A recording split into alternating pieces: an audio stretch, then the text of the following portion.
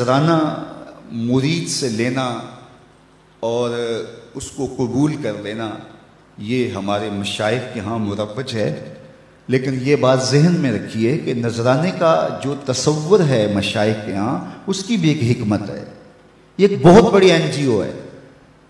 سارے مریدین نے آ کے اپنی حاجت اپنے پیر سے کہنی ہوتی ہے، میری بیٹی جوان ہے، شادی کا انتظام نہیں، حضرت آپ دعا کر دیجئے۔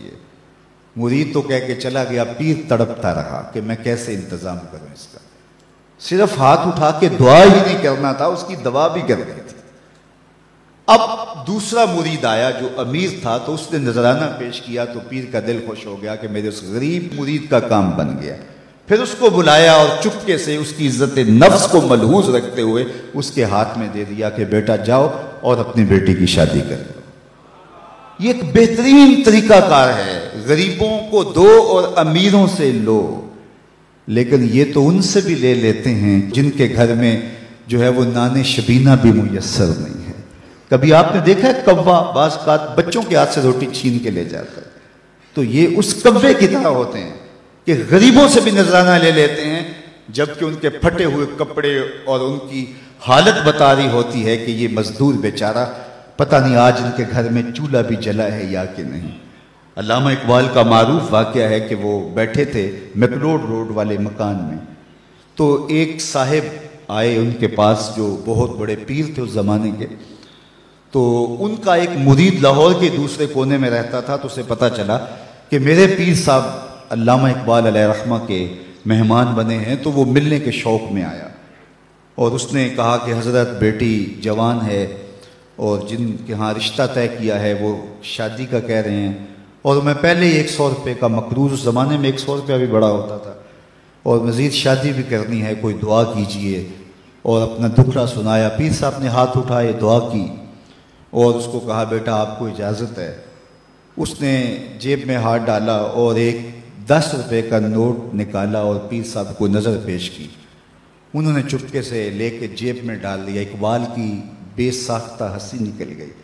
خیر مرید صاحب سامنے تھے تو پیر صاحب نے اس وقت تو کوئی بات نہ کی۔ جب مرید صاحب تشریف لے گئے تو اقبال سے پوچھنے لگے پیر صاحب آپ کیوں ہنسے تھے؟ کہا حضرت میں آپ کی دعا کی قبولیت پہ ہنسا تھا۔ تو آپ کو کیسے پتہ چل گیا میری دعا قبول ہو گئی؟ کہا حضرت جب آپ نے دعا نہیں کی تھی وہ 100 روپے کا مقروض تھا، جب آپ نے دعا کر دی 110 کا مقروض ہو گیا۔ اب اس کو تو دینا چاہیے تھا لیکن آپ نے اس سے بھی لے لیا۔ تو اس پر اقبال نے کہا تھا ہم کو تو میسر نہیں مٹی کا دیا بھی، ہم کو تو میسر نہیں مٹی کا دیا بھی، گھر پیر کا بجلی کے چراغوں سے ہے روشن۔ کم بیشت اللہ جو کہہ سکتے تھے رخصت ہوئے، رہ گئے قبروں پہ مجاور اور گور کن۔ میراث میں آئی ہے مسند رشاد ان کو، زاغوں کے تصرف میں عقابوں کا نشیمن۔ نذرانہ نہیں سود ہے پیران حرم کا، نذرانہ نہیں سود ہے پیران حرم کا، ہر خرقہ سالوس کے اندر ہے مہاجن۔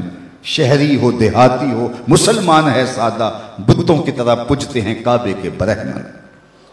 تو اس کی تو مدد کرنی چاہیے تھی۔ وہ دکھڑا سنانے آیا ہے، بیٹی گھر کی دہلیز پہ بیٹھی ہے، یہ تو اس سے پوچھو جس کی بیٹیاں جوان ہیں، اور ان کو رخصت کرنے کے لیے باپ مجبور ہے۔ کس طرح اس کی راتوں کی نیند اڑ جاتی ہے اور کس طرح دن کا قرار لٹ جاتا ہے، لیکن اس سے بھی 10 روپے وصول کر لیتے ہیں۔ تو آج میں اور آپ دیکھیں کہ ہر ایسا شخص نہیں ہوتا جس سے نذرانہ لیا جائے، کچھ ایسے ہوتے ہیں جن کو نذرانہ دیا جائے۔ پیر ایک ذریعہ بن جاتا ہے، غریب اور امیر کے درمیان ایک پل بن جاتا ہے۔ تو نذرانے کا تصور تو ہے طریقت کے اندر، لیکن اس کا یہ مطلب نہیں ہے کہ نذرانے سے پیر کے کتے بھی عیش کریں اور غریب مرید جو ہیں وہ نان شبینہ کو ترسیں، اور پیر ان نذرانوں سے بٹیرے لڑائے اور شادیاں کرے، اور مرید جو ہے وہ بیچارہ نان شبینہ کے لیے ترس ترس کے زندگی گزارے اور بلک بلک کے موت کی آغوش میں اتر جائے۔ اس لیے نذرانے کے تصور کا انکار نہیں، لیکن اس کا مصرف کیا ہونا چاہیے یہ پیر کی ذمہ داریاں ہیں۔